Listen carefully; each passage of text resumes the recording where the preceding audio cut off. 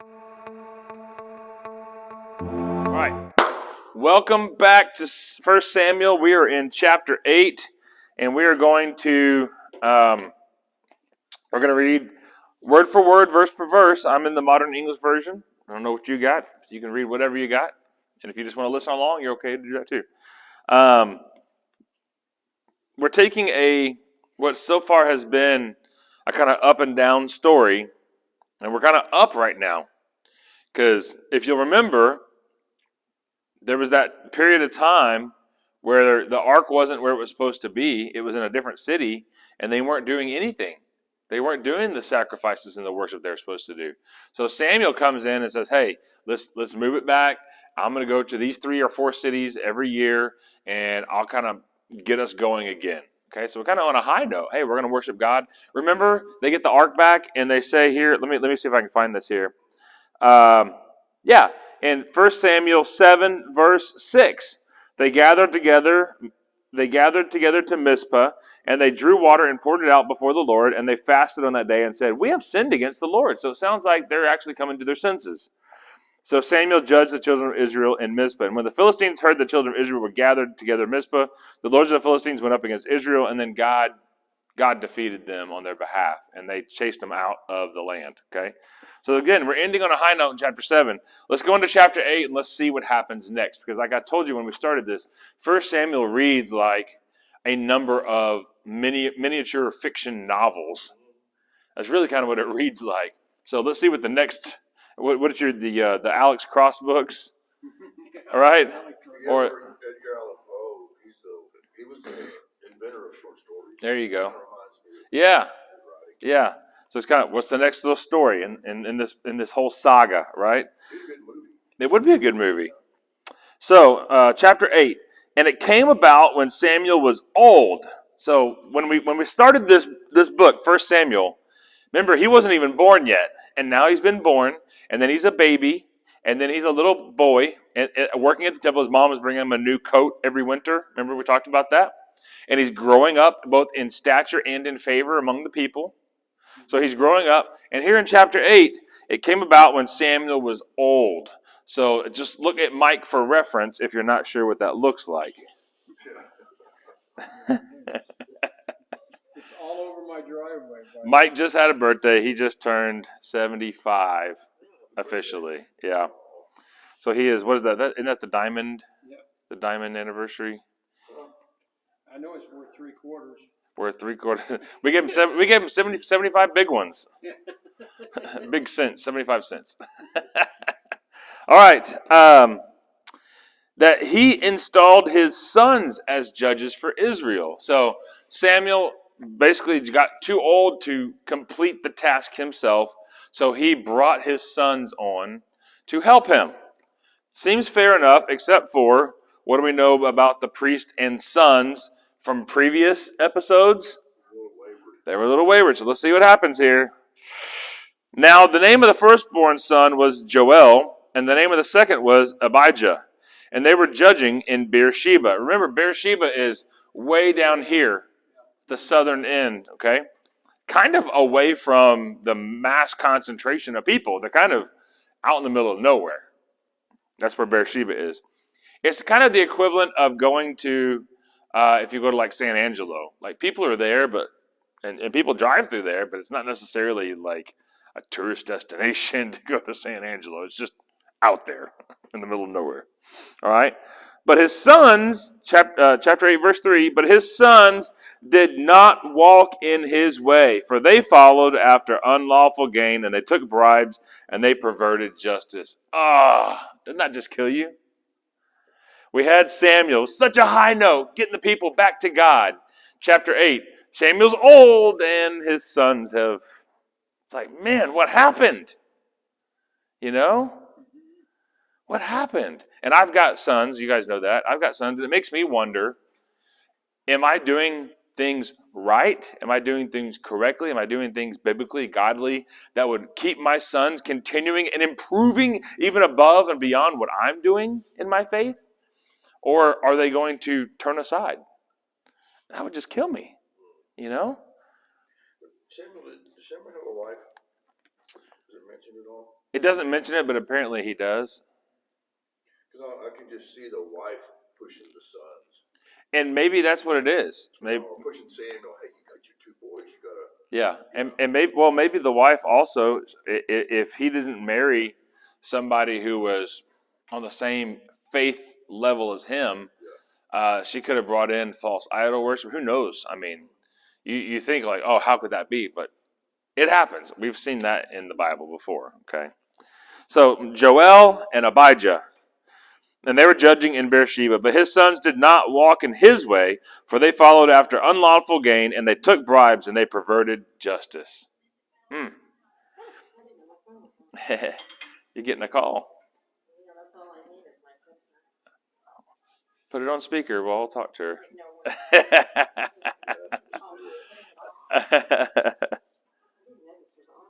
That's okay.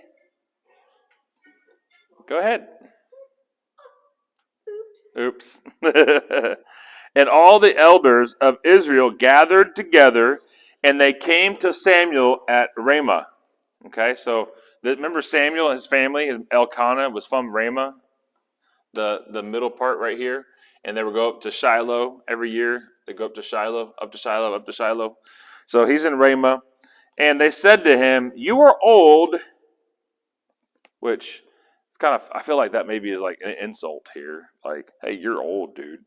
Yeah, no candy coat. Like, not, hey, welcome, esteemed older brother of our faith, or great prophet and judge over Israel. They walk in the room and say, you're old. So I feel like a little disrespect there. Yeah. That's just me. Maybe I'm reading too much into it. I don't know what the original language actually says there, but it gives the feeling to me of like, hey, old dude, listen up. You're old, and your sons do not walk in your ways. Now install for us a king to govern us like all the nations. So, here's where we are. We have Egypt.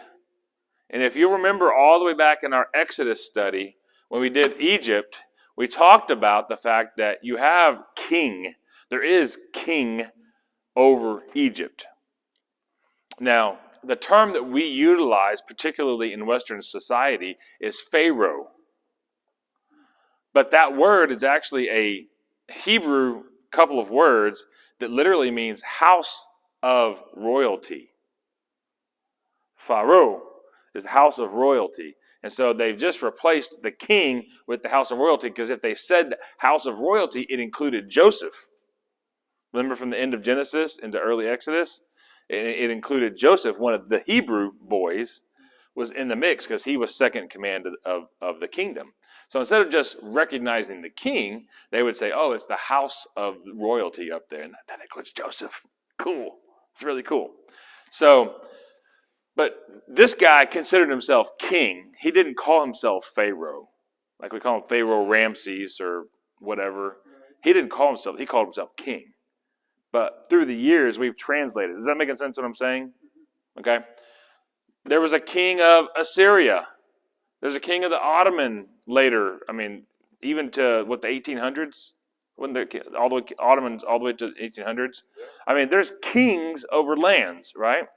But yet Israel did not have a king. They were being judged by God through various people, including Ruth. Joshua judges Ruth. Ruth is a female judge who God used in the Old Testament, which kind of blows your mind. That's a really cool story. We'll do that one some other day. But we have to understand that God is leading, directing, disciplining, chastising, encouraging his people through the prophets and these judges, and through the work of their faith being worked out in the temple ceremonies and tabernacle ceremonies. There's no temple yet, but through the tabernacle ceremonies.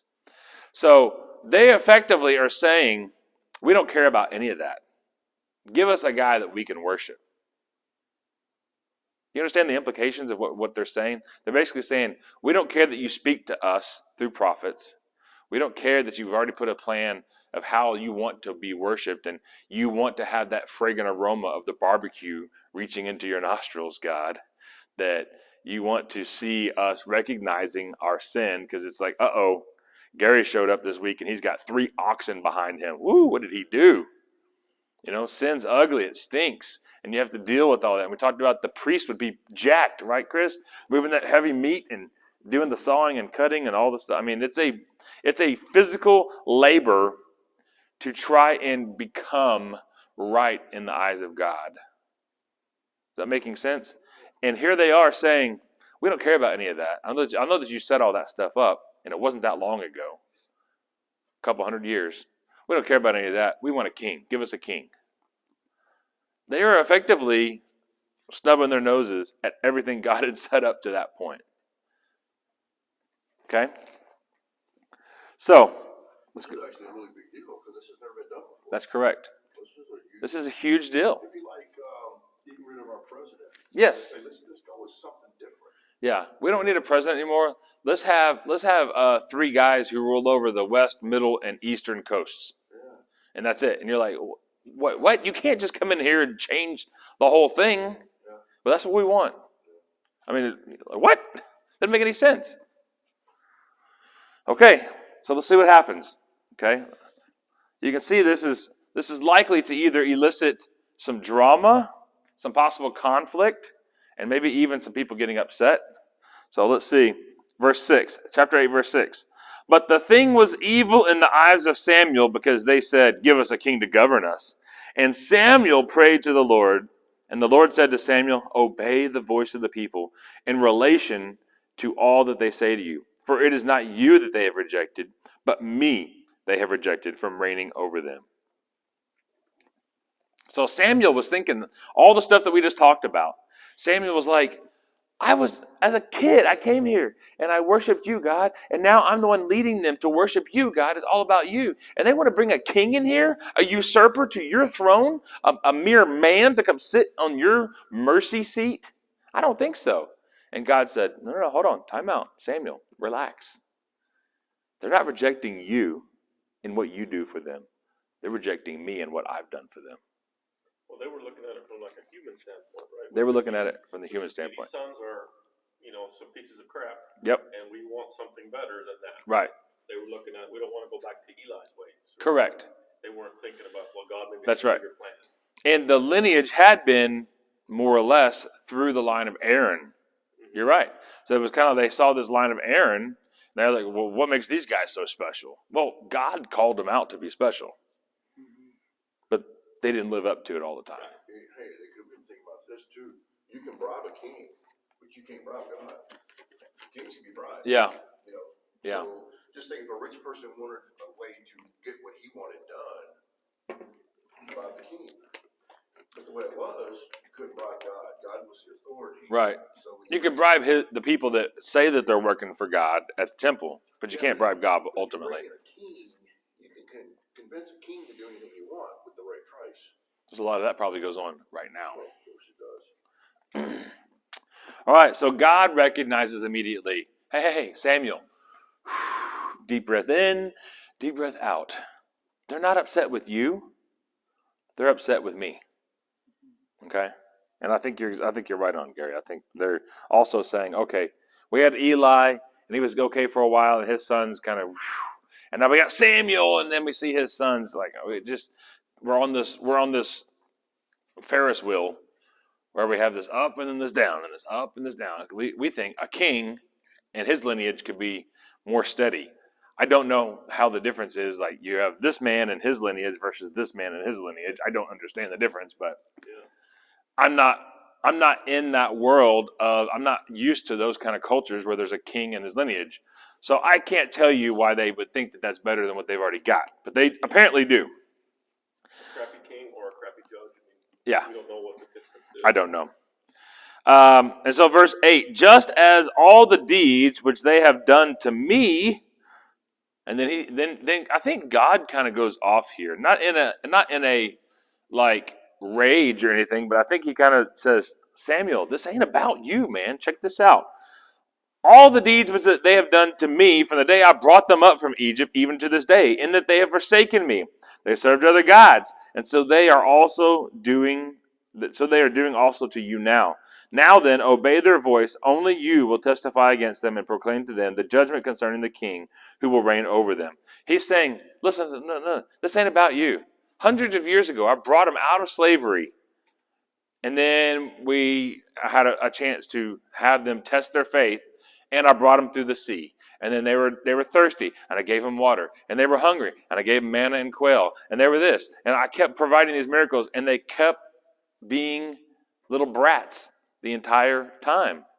It ain't about you, Samuel. This goes way back before you were ever even born. In that they have forsaken me and have served other gods, so they are doing also to you now. Verse 9, now then, obey their voice. Only you will testify against them and proclaim to them the judgment concerning the king who will reign over them. So God is saying, okay, fine. They're rejecting me, but you're going to have one more thing you're going to tell them. And it's going to be this judgment coming because they're selecting a king over me. And I could almost see Samuel, who's already not real happy, being like, let's give it to him. I don't know if he would actually do that, but in my mind, I could see him being like, I can't believe it. Like, no, Samuel, it ain't about you. It's about me. But I want you to be the one to give him. He's like, okay, I can do that. I can do that. So, verse 10, Samuel said all the words of the Lord to the people who were asking from him a king. And he said, this is the judgment. This will be the judgment concerning the king who will reign over you. Your sons he will take in order to place them for himself in his chariots and as his horsemen. And they will run before his chariot. And in order to assign for himself captains of thousands and captains of fifties, and to plow his ground and to gather in his harvest and make his weapons of war and the equipment of his chariots. So what are we seeing here? We see that he is going to, and I'll erase this. If you're not at the website, you can go there, bradflight.com/1-Samuel. Will get you to, you know what? I think I forgot to upload last week's video on there. It's on YouTube. I'll put it on there. So we got the boys, right? And the boys, he says, they're gonna be the ones to farm whose land? His land. And they're going to be soldiers. Right now, when they go to fight, who are they fighting for? Their families, their family clans, their tribes, and the overall nation of Israel. But if you have this king come in here, who are they going to fight for? Whatever this one man decides. Fighting for the king. And whenever he has them to run out in front of the chariot, what does that mean? Cannon fodder. That's right. That's exactly right. When they have that barrage of arrows, 1,000 arrows blotting out the sun of the sky on that first brush of people coming through, that's your sons because of this one guy. Right now, as it is, God's on top, and you are there fighting on behalf of your families, your extended family clans, and your tribes. But now it's all going to be for one man. This guy. Did we miss anything? I said farming, soldiers, gather harvest. That's farming. And make it and workforce. Workforce. It's going to make us chariots and stuff, right? So right now they're making things for themselves, their family clan, maybe even their tribe. But now they're going to take away energy that they would normally provide for their family, and they're going to be working for the king to provide for the king. This doesn't sound like a very good deal to me, but this is what the judgment that God is telling Samuel to tell the Israelites. This is what's coming down because you requested this. Your daughters, so the girls, he even includes them in this mix. The girls, he will take for perfumers and cooks and bakers. So, I am not sure exactly how smelly they were to need to have a legion of girls become perfumers? I mean, actually, it talks about right here in the. Tell us about it. In the hot, okay, this is from the Archaeology Bible. In the hot and humid climate of the ancient Near East, scented oils and aromatics were highly valued for their medicinal purposes and sweet scents. They were used both in religious rituals and for everyday needs, not only as a fragrant perfume, but also for anointing dry skin after bathing and as a beauty treatment. These perfumes were made from various plant and animal materials imported from Arabia, India, and East African coast. Anyway, it's just That's awesome. it went with that word. So we've got essential oils. Is like a multi-level marketing thing going on over there. But the king is on top, right? The king's on top, yeah. So if you can recruit 3 daughters, and then those 3 daughters can recruit 3 daughters. Ponzi scheme. No, I'm just kidding. I jest, right? I'm just joking. But to work the fields, the vineyards. Okay, the vineyards. Olive groves. Yep, the olive groves. What else?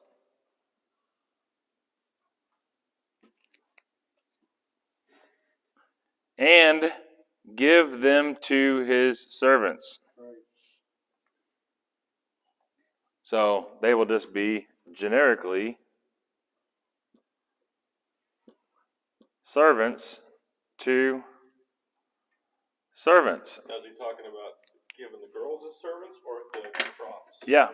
Because the way mine reads, he will take away the best of your fields and vineyards and olive groves and give them to his own officials. You know what Samuel was also. I read that too, but I also see he's also saying the girls themselves. Okay. Samuel didn't want, but Samuel was trying to warn them too, because he was talking about the chariot runners. Oh, it's in 16 is where it says it. Go. I'm sorry, Chris. It's okay. Remember the verse before it was talking about the chariot runners, right? Yes. Okay. Well, Samuel was trying to warn them about this, and here's what it says: the runners Samuel mentions were a group of young men who ran before the king's chariot as escorts in parades and royal ceremonies. The same group also served as palace and temple guards. Samuel makes his point. Samuel's point is not that this is an onerous job, but rather the king will take Israelite children from their homes as personal and practical, and it becomes hardships for the families. Yeah. So the king takes children from the houses. Mm-hmm. So yeah, so Samuel sees the big picture. You know? Well, God is telling him this. God's telling him this, and he's just supposed to share this information with them. So God sees the big picture. Right? And verse 15, in your seed fields and your vineyards, he will take 1/10 of their harvest and will give it to his high officials and to his servants. So he's taking 1/10. Above the 10th that God's supposed to get. So Yes. They're having to give away 20% of their earnings. Correct. Correct. And your men servants and maid servants and the best of your young men and asses he will take and do his work. So he's going to make whatever you've got, he's going to put it into his labor force. Right.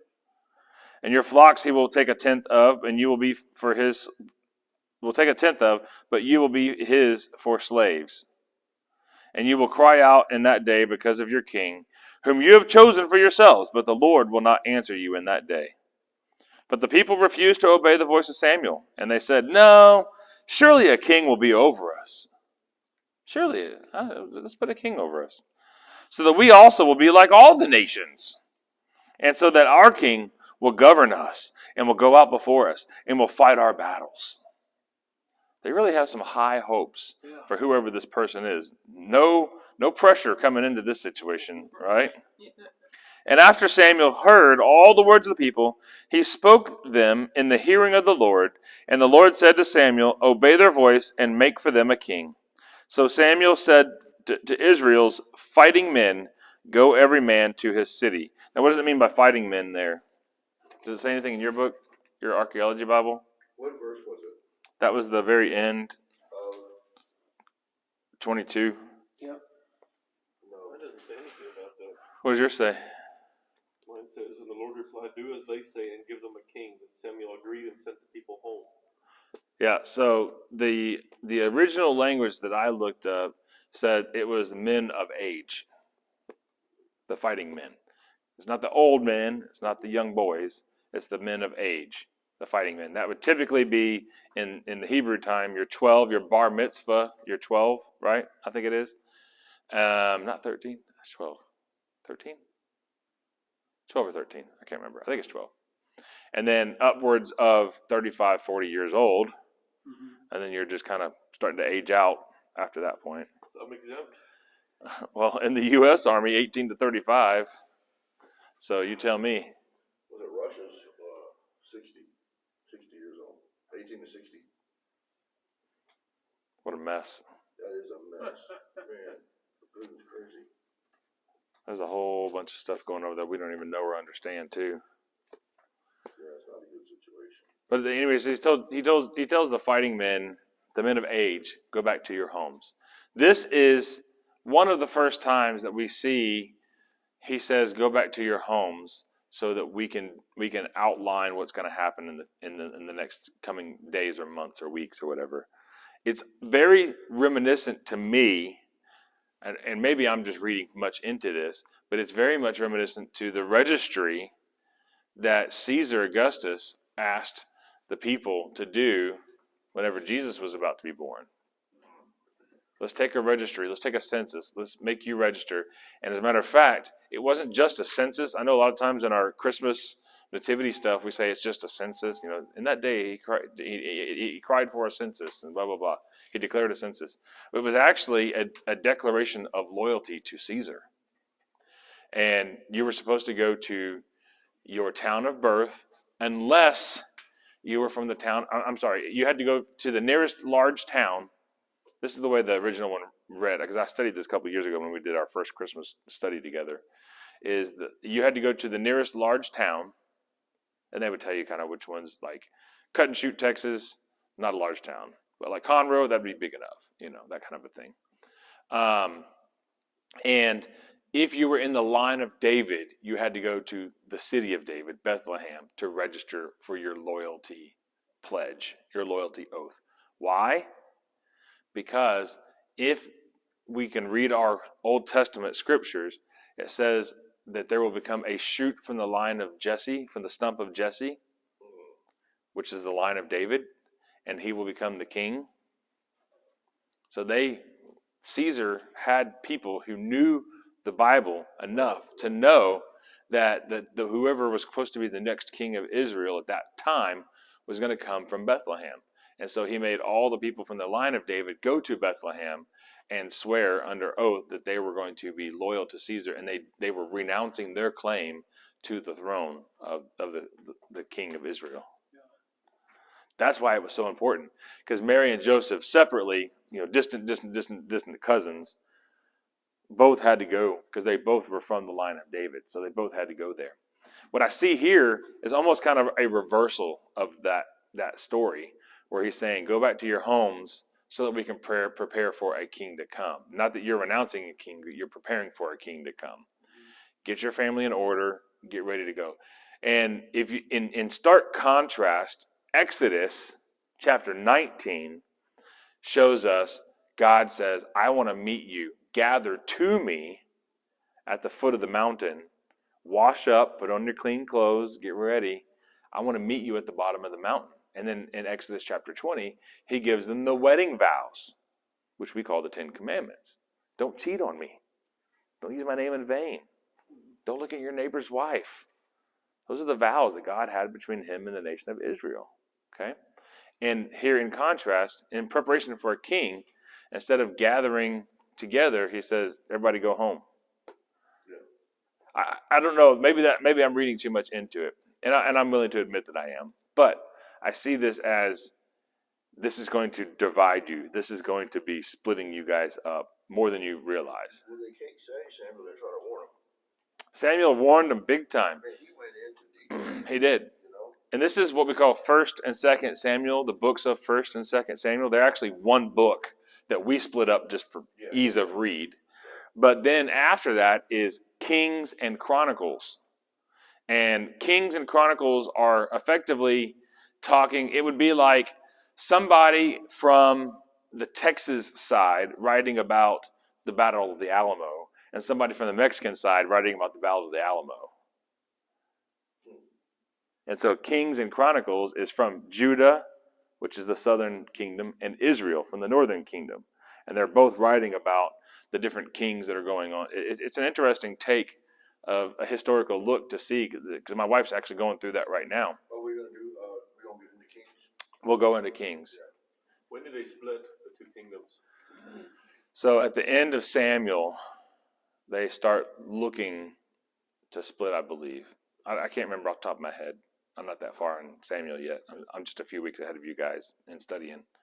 But they do split. They have a divided kingdom. And 10 tribes of Israel go to the north, and 2 tribes go to the south. And if you remember, Jesus, when he called his 12 disciples, there was 10 that we know of were from the north, and 2 of them we know of were from the south. Which, there's too many coincidences for there to be so many coincidences. You know, the Bible is just chocked full of God's fingerprints, chapter in and chapter out and chapter in and chapter out. There's too many things that are there. So we see here the people of Israel declaring, we want a God. And Samuel says, well, he's going to take all your boys and your girls, and they're going to farm his land, not your land. And they're going to die for him, not for your family group. They're going to become his workforce, making things for him. The girls are going to make, they're going to form their own multi-level marketing. They're going to be bakers and cooks, and they're going to take the vineyards and groves and take the choicest stuff and give it to his servants. And then they will be servants to the servants. They'll be the ones working. They won't be producing for their own families or for their extended families or for their family clans. They'll be producing all this for the king. And on top of that, this person will be in charge of deciding effectively who lives and who dies through deciding that he wants to go, politically at war. If you look at from where we are right now, looking back to the judges, they didn't have political stances. It wasn't like, well, we feel like the Philistines have a neat niche in the larger cultural Eastern Mediterranean climate. No, like there was no political statement. It was just God told us to come to this land, so we're killing you. Sorry, God told us this is our land, so we're coming in. Boom. And there was no political statements there. But now, this king, like you said, he's going to get bought. It's going to happen. He's going to get bought. I wonder what kind of influence, because all the other, like the Philistines, they had a king, like all the ites had. Sure. So I wonder what kind of influence, because you can see, like, I can picture like kids playing with other kids, and like, well, we have a king and you don't. You know what I'm saying? Playing with other tribes, kids playing with other tribes. They probably wouldn't play with Philistine kids. Well, you don't know, or other little deal. But I can just when you don't have a king and everybody else has a king, you kind of want what somebody else has. I think what I see, I hear what you're saying. I think what I see more is I'm a 16-year-old kid going to fight for my family, and I see that line of Philistine people all in armor, like we're wearing leather and cloth. I see them all in armor, and I see them saying, for whatever, then for King Hezekiah or whatever. I'm making a name up here, but and then they're charging. He's like, man, these guys got this stuff figured out. Yeah, they want uniforms. Yeah, these guys are like legit. Like if we had a king, then we could have armor and have swords, and we could have like. But they don't understand how they're going to pay for that armor. Yeah. I think it's a very short-sighted. Now, the question is this, and then we come down to application, right?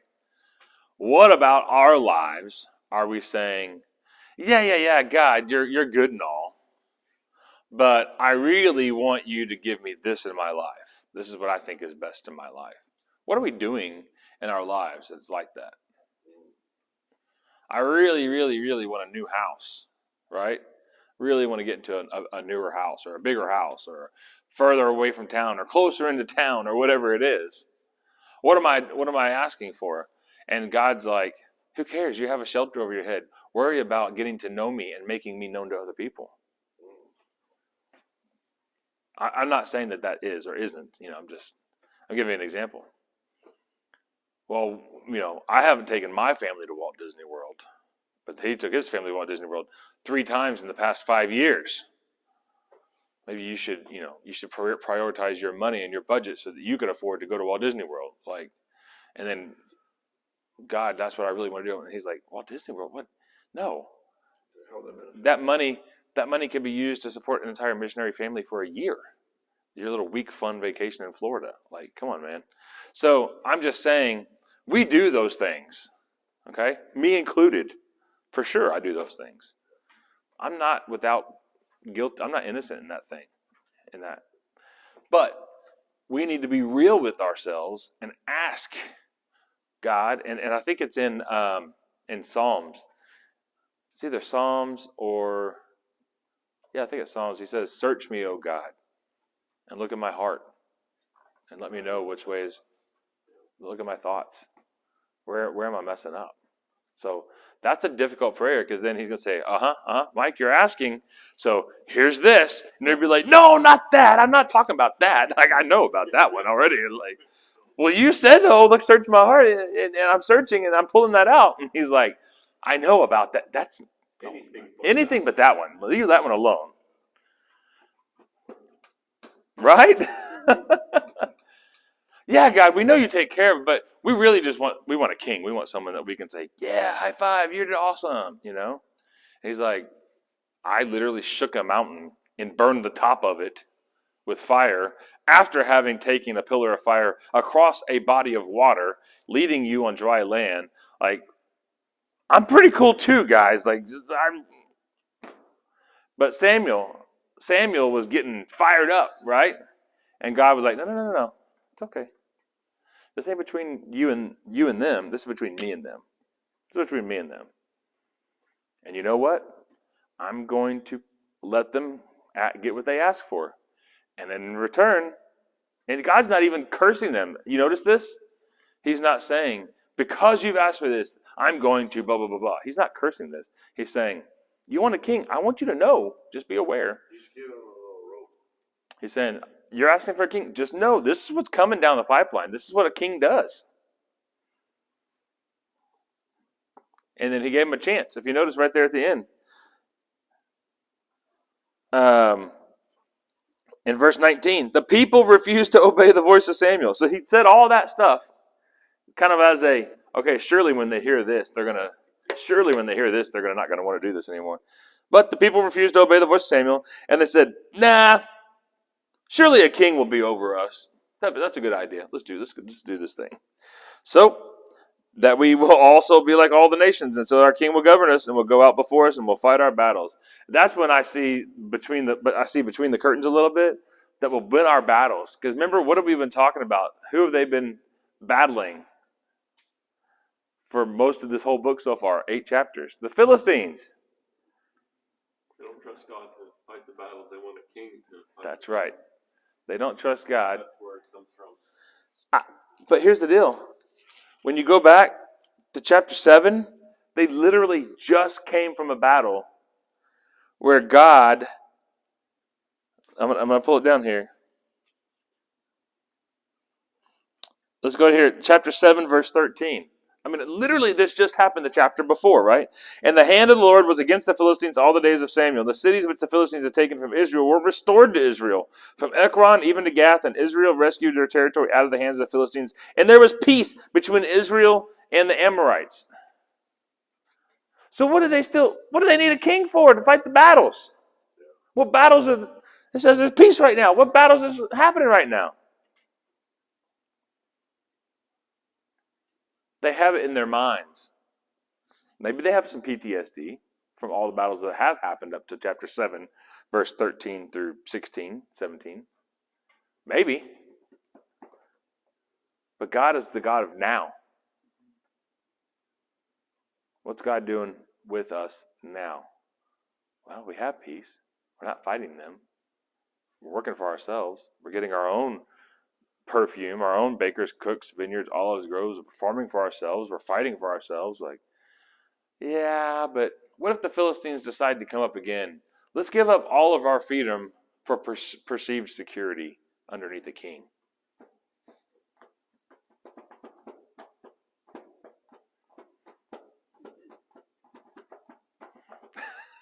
That's effectively what's happened.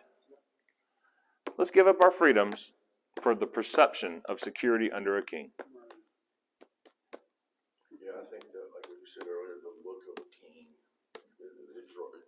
through them. Sure. You know, Yep. the royalty side of the things.